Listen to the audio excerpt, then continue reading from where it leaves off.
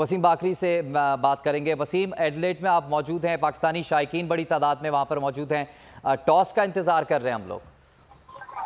जी, toss का इंतज़ार किया जा रहा है। पाकिस्तान और साउथ अफ्रीका का ये जो मैच है, पाकिस्तान और बांग्लादेश का जो मैच है, अब क्योंकि ये क्वार्टर फाइनल की हैसियत इख्तियार कर गया है और जैसे मैंने बताया कि बांग्लादेश के भी बड़ी तादाद में फैंस यहाँ पर मौजूद हैं, पाकिस्तान के फैंस भी मौजूद हैं और इसमें इंटरेस्टिंगली अब बांग्लादेश का भी चांस बन सकता है, वो भी सेमीफाइनल का सपना देख सकते हैं।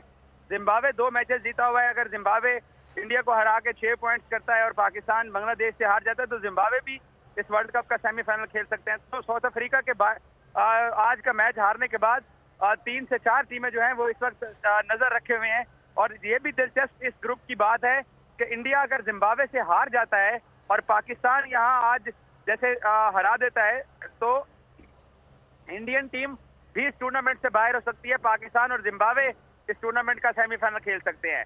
तो कुछ भी हो सकता है इस टूर्नामेंट के अंदर। ये पाकिस्तान और बांग्लादेश का जो मैच है इस पे तमाम चीजें आप डिपेंडेंट कर रही हैं और ये मैच कुछ देर बाद शुरू होने जा रहा है।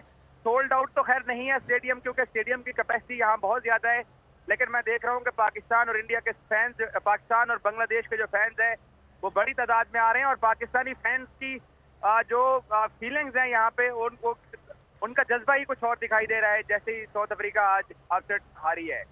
अच्छा, पाकिस्तानी प्लेयर्स से इजाज़ वसीम, आपकी भी मुलाकातें वहाँ पर रही हैं मैच से पहले भी, वो भी इस मैच पे बड़ी कड़ी नज़र रखे हुए थे नीदरलैंड और जनूबी अफ्रीका के। उनके अंदर कितना एक अच्छा उसका फीडबैक जाएगा जो नीदरलैंड ने शिकस्त दी है जनूबी अफ्रीका को?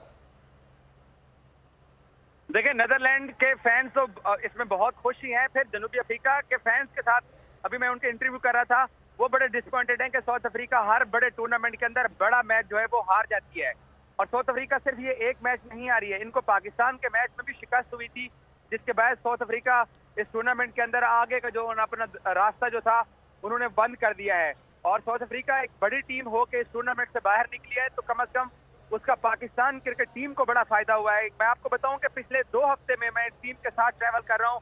मेलबर्न में इंडिया से हारने के बाद जब टीम पर्थ पहुंची तो पर्थ में पहला मैच ही पाकिस्तान जिम्बाब्वे से हार गया, तो फैंस बहुत डिसअपॉइंटेड थे, टीम के अंदर बहुत डिसअपॉइंटमेंट दिखाई दे रही थी। कप्तान बाबर आजम इस टूर्नामेंट के अंदर स्कोर नहीं कर सके हैं, अब तक 4 मैचेस के अंदर सिर्फ 14 रन स्कोर कर सके हैं और उन्होंने अब तक इस वर्ल्ड कप के अंदर सिर्फ 30 गेंदें खेली हैं। 30 गेंदें बाबर आजम 4 मैचेस में खेलने में कामयाब हुए हैं और वो टॉप ऑर्डर पे खेलते हैं ओपनिंग की पोजीशन के ऊपर, उसका टीम को बहुत नुकसान भी हुआ है। तो आज के मैच में बाबर और रिजवान की भी जिम्मेदारी है कि वो टीम को किस तरह का आगाज फराहम करते हैं। आपको मैं बताऊं कि जो आज नीदरलैंड ने जनूबी अफ्रीका ठीक है,